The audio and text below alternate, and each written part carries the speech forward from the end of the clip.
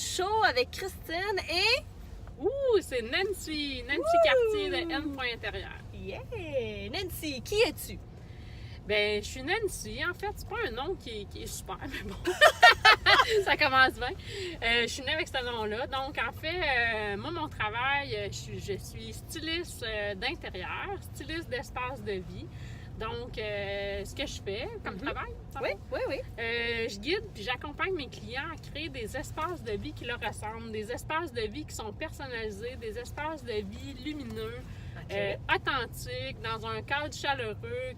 On passe tellement de temps dans nos maisons, dans nos espaces, donc on aime ça que ça soit personnalisé puis que ça nous ressemble. Donc, moi, c'est ça ma passion, puis c'est de travailler avec les gens, puis d'essayer de voir c'est quoi leurs besoins, de les comprendre, puis de les guider afin qu'ils puissent avoir un espace qui leur est propre à eux, puis aussi qui ressemble à leur famille, tu sais, dans le fond, tous les occupants de la maison. Okay. Puis est-ce que tu fais, mettons, des bureaux professionnels? Est-ce que, tu sais, mettons, je vais avoir un pignon sur rue pour la RMA, je pourrais-tu te faire venir? Ben, ça me ferait plaisir, Christine, de faire ça pour toi. J'ai pas énormément d'expérience dans ce domaine-là, mais c'est quelque chose qui m'interpelle beaucoup parce qu'encore une fois, on va travailler plus comme avec l'image de l'entreprise, qu'on veut que l'image dégage.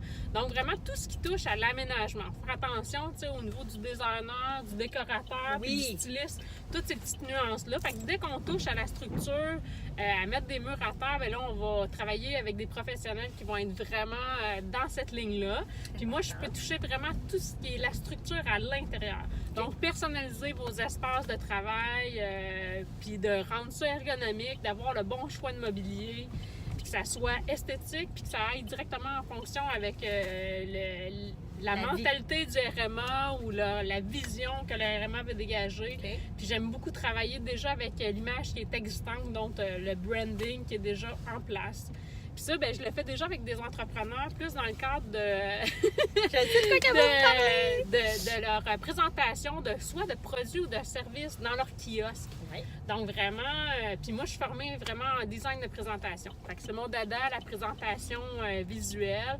Donc vraiment d'amener, de promouvoir soit notre entreprise, notre service, puis de la faire voir, puis que notre entreprise dégage aussi les valeurs puis la mission qu'on veut que ça ressemble. T'amènes une espèce de cohérence entre l'entreprise puis ce qu'on dégage dans les moments clés comme dans un kiosque, je dirais. Exactement, c'est ça. Puis ça va être super important parce que les gens, quand ils passent dans un kiosque, ils n'ont pas beaucoup de temps. Fait que, tu sais, ça se passe quand même. Oui, exactement. Faut que le client comprenne rapidement c'est quoi le service, c'est quoi le produit, comment ça marche. Puis, tu sais, il faut s'assurer que vraiment l'image de marque soit présente puis qu'il en garde ça en tête. Là. Donc, c'est ça, j'adore ça, faire ça. Et pourquoi tu fais ça dans la vie? Pourquoi je fais ça? Ben, en fait, c'est un cours de circonstances. Vraiment, c'est mon expérience qui m'a amenée là. Moi, je travaillais comme pendant plus de 15 ans pour une grosse entreprise qui était vraiment plus centrée sur le marketing à l'interne. Puis en fait, là, il y a eu une restructuration dans mon entreprise. Fait que j'ai dû comme... Oui, c'est ça. J'ai fait mon projet, a pris naissance à ce moment-là, puis ça a été génial parce que j'ai reconnecté avec l'humain, j'ai reconnecté avec les vraies valeurs qui étaient les miennes, donc valeurs de famille, valeurs, puis de découvrir ma passion, puis de pas nécessairement de faire ça pour quelqu'un d'autre, mais de le faire pour moi-même. Donc vraiment, c'est un peu ça qui m'amène là, puis j'adore travailler avec les gens. Apprendre à les connaître, apprendre à connaître leur entreprise, si c'est dans le cas, mettons, d'un kiosque, quoi que ce soit. Donc, je suis très curieuse de nature, fait que j'aime ça poser des questions. Puis, ben, c'est de cette façon-là aussi que j'arrive à bien cerner, à bien comprendre les besoins de mes clients, puis à voir... de les aider à les amener où ils veulent se positionner. Ben là, on parle plus comme d'entreprise. Mais quand même. Sinon, autant au niveau résidentiel, ça va être la même chose, d'amener leur personnalité dans leur maison, dans leur pièce de vie. OK. Puis, est-ce que tu dirais que... C'est sûr qu'on peut pas vivre sur des si, mais penses-tu que s'il n'y aurait pas eu cette restructuration-là, tu me parlerais en ce moment? C'est dur à dire. C'est difficile à prendre aussi comme décision. Tu sais, justement, tantôt, on avait cette discussion-là un petit peu avant, à savoir...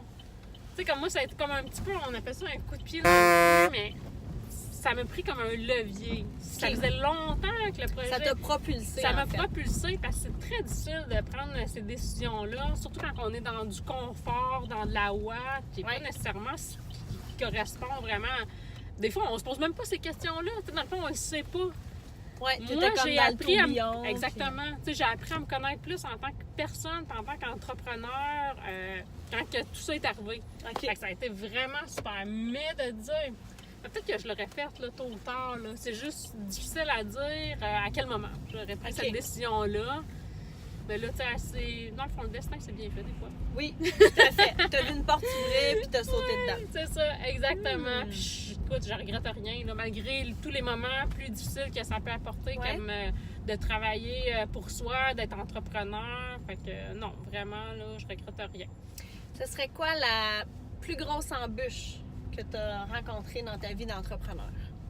Le côté financier, quand même, tu sais, c'est difficile, bon, oui, de se faire connaître, tout ça, mais de dire qu'on peut vivre de notre entreprise, tu sais, comme je dirais même comme après 4 ans, tu sais, ça va bien quand même, là, mais j'ai pas encore le standing que j'avais avant avec mon employeur, j'avais des super assurances, quoi que ce soit.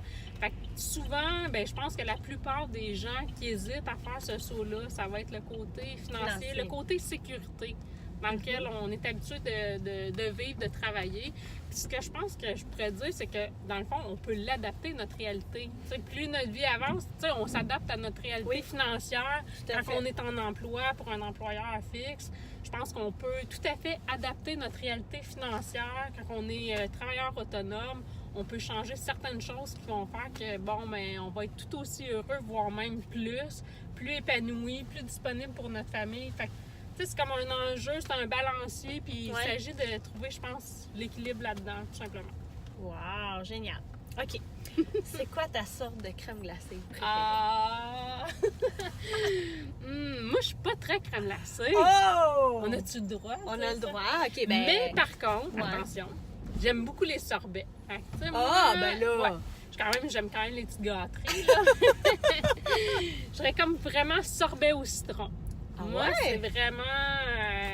quand on va manger de la crème glacée l'été avec les enfants, c'est sûr, ils savent que ça prend des sorbets, soit framboise, citron, sinon vraiment une place... T'aimes ce qui est acide, framboise, citron? Très acidulé. Puis tu sais, le côté très frais. Sinon, les crèmes glacées maison, non. Puis tu sais, ça me rappelle un goût frais d'été, d'Italie. Je suis plus sorbet. Italie, donc tu es déjà là en Italie? Oui, vraiment. On aime ça, se rappeler des souvenirs de voyage pour lesquels on a déjà fait. D'ailleurs, tu en parlais dans ta conférence tantôt, mais d'inclure nos souvenirs de voyage dans nos décors, c'est quelque chose de faisable. Tout à fait. Puis, tu sais, ça nous permet de voyager au quotidien, de nous rappeler ces souvenirs-là. Souvent, les photos se retrouvent dans des albums. On a de magnifiques photos de nos voyages. On ne sait pas comment les intégrer. Souvent, moi, je dis aux gens, à mes clients, quand je les rencontre, avez-vous des photos de famille, que vous aimez des photos de voyage? Puis là, on peut les traiter de façon différente. On peut les mettre en méga gros format. On peut aller chercher des détails à l'intérieur de ça. Ça permet de se travailler sous forme de mural qu'on va installer au mur. Je trouve que de ramener ces souvenirs-là, écoute, ça nous fait voyager au quotidien que d'avoir nos propres souvenirs avec nous. Ben oui. Souvent, ça nous rappelle des odeurs, un moment particulier, un état dans lequel on était quand on voyage. C'est juste à y penser, je suis sûre qu'on a des images qui nous viennent en tête. Fait que oui, c'est vraiment quelque chose. Autant que, tu sais, je dis le sorbet au citron me rappelle l'Italie. Cette saveur-là, où, tu sais, on va sentir d'autres choses comme « Ah oui, c'est tel voyage, cette odeur-là, cette sensation-là, ou cette musique-là va me rappeler un événement. » Fait que moi, j'aime beaucoup travailler aussi avec tous les sens. Que tous nos sens soient stimulés dans notre intérieur, c'est super important pour moi. En plus de mettre des photos, ça fait moins engraissé que le sorbet au citron, on va se le dire. C'est un bon investissement. Oui. On a le droit, on a le droit. Ben oui, on a le droit, absolument. Si tu avais un conseil à donner à une mère en affaires qui voudrait devenir designer d'intérieur, qu'est-ce que tu lui dirais? En fait, moi, je suis plus styliste d'intérieur, mais mettons quelqu'un qui voudrait étudier dans ce domaine-là, qui ne sait pas par quel chemin passer. Dans le fond, moi, je pense que peu importe le travail ou peu importe la branche, comme il faut s'écouter, il faut se faire confiance. C'est vraiment, c'est la base. À se dire, avant d'entreprendre tout projet, il faut quand même qu'on ait un projet en tête. Et puis, d'écouter notre cœur. Souvent, ça va nous aider à s'orienter et à savoir où on doit aller, quel choix faire. Faut pas trop comme attendre que tout soit parfait avant de se lancer parce que c'est jamais nécessairement parfait à notre goût. Moi, je suis ultra perfectionniste, fait que, tu sais, comme j'ai appris avec les années, puis à travailler ça aussi, ce petit côté-là chez moi, de dire comme go, on peut y aller, on peut foncer sans que tout soit parfait. Puis, tu sais, regarde, tout le monde a le droit à l'erreur. Fait que si on a une idée en tête, bien, de la pousser le plus possible. Puis, je pense que ça va nous permettre, notre projet va fonctionner, là, c'est à tout coup. C'est un très bon conseil. T'es d'accord avec ça? Je suis très d'accord avec ça, vraiment. J'ai le goût de te demander comment ça se passe, la conciliation travail-famille, parce que tu es maman 2 fois, de 2 petits garçons. Oui. Ils ont quel âge? 7 et 9 ans. Puis ça se passe comment? Comment ils trouvent ça d'avoir une maman en affaires? Pour eux, moi, je trouve que c'est super inspirant, puis ils me le disent. Ben, des fois, ils comprennent pas trop ma réalité, mais en fait, ils m'ont pratiquement tout le temps connue comme ça. Sinon, quand je travaillais, je partais ultra tôt le matin. Fait que, on s'entend que c'est vraiment pas l'idéal pour des enfants. Ouais. Donc, vraiment, la conciliation famille-travail se fait super bien pour moi. Je peux orienter mes horaires en fonction des activités des enfants. Puis, tu sais, aussi, ça se fait avec le conjoint, là, famille-travail, comme ça. Donc, puis pour eux, je trouve que c'est un modèle qui est inspirant de voir qu'on peut réussir et travailler en mettant en application nos passions. Fait que des fois, mon plus jeune me dit « Ah, mais maman, moi, je sais pas qu'est-ce que je vais faire plus tard quand je vais être grand. » Genre, faut pas se stresser avec ça. Faut trouver quelque chose qui te passionne. Puis ensuite de ça, tu vas être en mesure de trouver un travail qui va pouvoir se greffer autour. Puis chaque personne a des valeurs différentes. Il y en a pour certaines personnes, ça va être important d'avoir une certaine liberté financière. Pour qui ça va être important d'avoir d'autres styles de vie.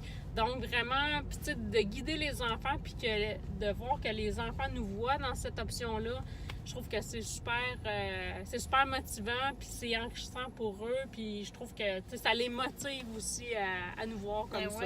Tu es en train de leur donner un peu l'exemple. Tout simplement, de dire que tout est possible quand on veut, puis que de faire, de travailler, puis dans le fond, on passe notre vie à travailler, fait qu'il vaut mieux aimer ça, puis pas trop s'emmerder. Exact. Puis de s'entourer de gens agréables. Donc, je pense qu'à la base, c'est de trouver sa passion, puis dans le fond, c'est d'encourager nos enfants à aller vers ça. Moi, j'ai été chanceuse, mes parents m'ont tout le temps poussé, puis ils m'ont tout le temps encadré, puis soutenu dans cette démarche-là, à dire comme... Si tu entreprends quelque chose au cégep et que ça te convient pas, ben c'est pas grave. Au moins, tu vas l'avoir essayé, tu vas avoir une option B. Puis ça reste, là, tu sais, dans le sens que, bon, c'est du bagage qu'on accumule. Fait que de leur donner cette porte-là d'ouverture puis de voir comment on peut atteindre une certaine liberté aussi, d'être notre propre patron. Mais c'est pas nécessairement donné à tout le monde, mais en même temps, c'est que eux, ça leur permet de voir c'est quoi ces différentes options-là. Puis ils sont contents aussi que maman soit disponible pour eux à tout moment. Là. Donc, c'est ça. On adapte notre travail en fonction de ça. Oui, tu nous as parlé un petit peu de ton conjoint. Est-ce que tu dirais qu'il y a un rôle clé? Oui, tout à fait. C'est sûr que c'est un pilier dans mon entreprise parce que sans lui, tu sais, je veux dire, sans son soutien, mon entreprise ne peut pas être là. Autant soutien moral, tu sais, physique à la limite, parce qu'il m'a souvent aidé à transporter des choses, à mettre des choses dans ma voiture. Il s'implique énormément. Il s'intéresse à ce que je fais. Donc, c'est vraiment... Puis, tu sais, ça reste que souvent, on a des discussions soir à table avec nos conjoints. Fait que vraiment...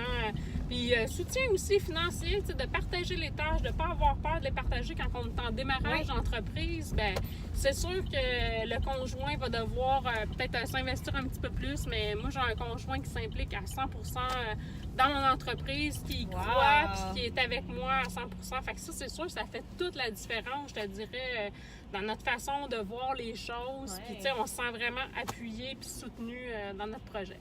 J'aimerais ça que tu nous racontes une anecdote J'ai peur. de design, de styliste d'intérieur. C'est quoi l'affaire la plus drôle qui t'est arrivée? Là? On veut pas de nom, on veut pas de date, on veut rien, mais quelque chose de vraiment drôle. Bien, c'est drôle parce que ce matin, on a un petit atelier de conférence. Je vous ai montré une photo qui était quand même assez puissante au niveau de l'embarras. En fait, Dans les premiers mandats que j'ai fait, j'ai été appelée pour aller chez des clients pour leur aider à préparer leur propriétaire à la vente, donc un home staging. Ça venait pas d'un courtier immobilier, il y avait eu mon nom partout, je sais pas trop quelle façon, mais en tout cas, il avait décidé qu'il me contactait. OK. Puis je rentrais là, c'était comme une blague. Je dis, OK, il y a une caméra cachée quelque part. Le condo était tellement embourbé. J'espère que la personne n'écoute pas, là. Ben non. On n'aimera pas de nom. Ben non. Mais Des c'était- condos embourbés, il y en a plus oui, qu'un, non, c'est ça. j'imagine. C'était quand même un petit 4,5. Il n'y avait pas une pièce ça fonctionnait. Il y avait des jeux de chats dans toutes les pièces. Là, il y a quelqu'un qui me teste, là, vraiment. C'est parce qu'il faut faire un rapport d'analyse, de prendre des photos. Puis c'était des jeunes, je comprenais pas, tu sais. Leur personnalité ne correspondait pas du tout à l'enveloppe dans laquelle ils étaient. Je dis, OK, les autres ils ont été propulsés là pour faire une émission, puis il y a quelqu'un qui me filme. Mais non, c'était pas une blague. Fait que, tu sais, mais des anecdotes de déco, d'aménagement, de design, il y en a plein, comme d'arriver dans des endroits où tu te dis, OK, c'est figé. Tu sais, justement, moi, souvent, j'ai la notion de l'âge des gens. Je me dis, ben, donc, ils ont le même âge que moi, mais comment ça, c'est figé dans les années 60, 70? Il y a des gens qui ne voient pas, qui accordent aucune importance à ça. Mais c'est rien de dramatique, hein? Non, c'est drôle, j'ai dit drôle. On peut y aller dans le dramatique. Non, j'en ai pas. Aïe, aïe, aïe. Ah, c'est très drôle. Hey, ma belle Nancy, je te laisse le mot de la fin. Oui, ben écoute, merci énormément, Christine. Moi, c'est tout un plaisir d'être en ta compagnie parce que le réseau des mères en enfants, on s'est connus comme père au début du réseau. C'est vraiment un magnifique réseau, autant d'entraide, de rencontres, de partage. Vraiment, c'est quelque chose qui me tient beaucoup à cœur. Puis je te vois évoluer dans ton entreprise. Je te trouve super inspirante. Je rencontre des femmes inspirantes aussi à chaque activité, à chaque rencontre. Donc, c'est vraiment, c'est très précieux pour moi, le réseau des mères en affaires. Ça m'a permis, j'ai commencé à faire mon premier réseautage là, hein, tu sais. Non, je savais pas. Pour vrai, non, oui. Puis tu sais, je cherchais, parce que moi, ça m'intimidait justement d'aller dans des beignets, des groupes réseaux, tout ça. Donc vraiment, puis j'ai trouvé le réseau des mères en affaires sur le web. Donc, puis là, tu sais, sur ton image, c'est bonifié avec le temps, le type d'activité aussi. Fait que vraiment, pour moi, ça reste dans mes chouchous, là. Oh! Fait que le mot de la fin, dans le fond, c'est de venir participer à ces belles activités-là pour rencontrer des gens exceptionnels, des femmes de cœur, parce qu'en général, je parle tout le temps des femmes, là, mais des gens qui vivent de leur passion, puis ça se transmet, puis tu sais, c'est contagieux. Ça, souvent, quand on a un projet qui est en ébullition, des fois, on a des petites restructurations, c'est pas tout le temps facile quand on est entrepreneur. Oui, c'est vrai. Fait que, tu sais, on partage notre réseau. C'est que quand on devient travailleur autonome, on n'a pas nécessairement une grosse équipe de ressources humaines qui travaillent autour de nous. Versus quand on est dans un gros bureau. Ouais. Fait que, tu sais, je trouve que ça nous permet de faire des belles rencontres, des échanges qui sont vraiment significatifs. Fait que, ben merci. T'es fine. Merci beaucoup tout le monde. Bye bye. Hey, c'était pas prévu, c'est pour ça que j'envoie pas les questions. T'as pas le droit de dire des affaires de moi. Étonnante. Là, je regarde la caméra, je te regarde. Tu regardes où tu veux. Tiens, Faut que regardez. tu sois toi-même. Ouais. Tu peux regarder le paysage, tu peux faire « Oh, un oiseau! Je vous dis pas où on est. » Bonjour tout le monde, bienvenue sur la route show. Sur la route show? Sur la route, voyons, tabarnouche, je me trompe dans mon autre show, ça va bien.